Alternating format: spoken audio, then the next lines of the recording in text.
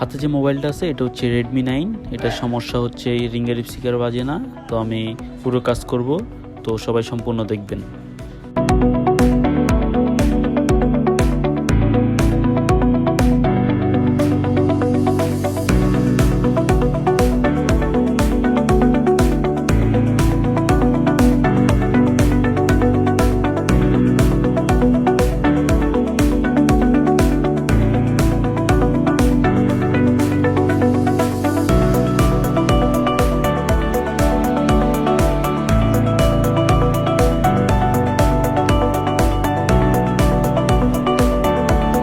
কাজ শেষ, ইনশাল্লাহ এখন চেকিং করব, দেখি কাজ করে কিনা।